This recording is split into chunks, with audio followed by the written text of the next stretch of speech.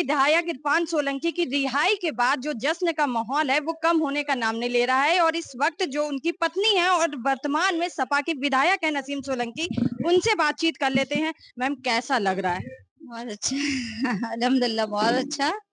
और जो 34 महीने की जो तकलीफ थकान सब खत्म हो गई है। अच्छा लग रहा है। आप लेने गई थी, जाते ही आपने एक बड़ी सी झप्पी दी, मतलब बहुत एक जो जश्न का माहौल था वो बाकायदे दिखाई दिया है। लेकिन ये जो संघर्ष का समय रहा है, उसमें कितना टफ रहा है ये?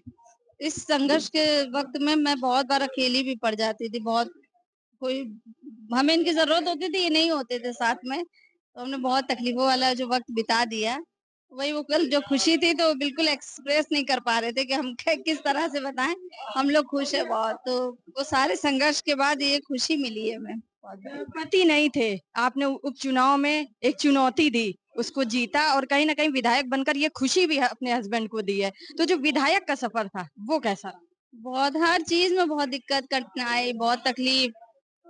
जेल भेज देना, शहर से दूर जेल में रखना, और फिर उसके बाद जो है विधायकी चली गई। फिर उसके बाद मतलब जितने कर्म थे सारे कर दिए इन लोगों ने।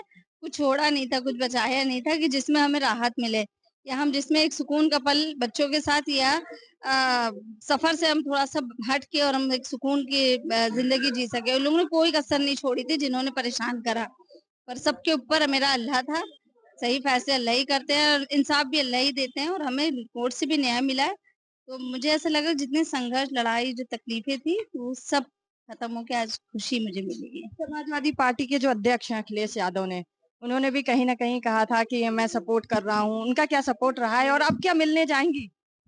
वो शायद अपने मुंह से नहीं कहेंगे कि उन्होंने क्या करा मेरे लिए, पर मैं जरूर बताऊंगी कि उन्होंने मेरे लिए क्या करा। बड़े भाई की भूमिका रही है, उन्होंने बहुत मेरा साथ दिया है अल्हम्दुलिल्लाह।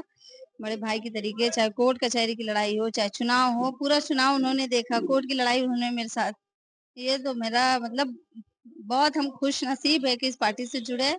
और यहाँ पर इंसानियत है, और मतलब अपन क्या कहें, कार्यकर्ता को भाई भाई मतलब छोटे भाई बहनों की तरीके अगर देखता हो, अगर पार्टी के मेन मुखिया, तो उसमें फिर हम लोगों को क्या चाहिए। एक सम्मान तो अपनी जगह है, पर एक मुश्किल वक्त में दौर में जो हमारा उन्होंने साथ दिया है। अभी बात हुई है, अब क्या मिलने जाएँगे? कब तक की मिलने की उम्मीद है या फिर क्या कुछ बात हुई है तो उन्होंने कहा है?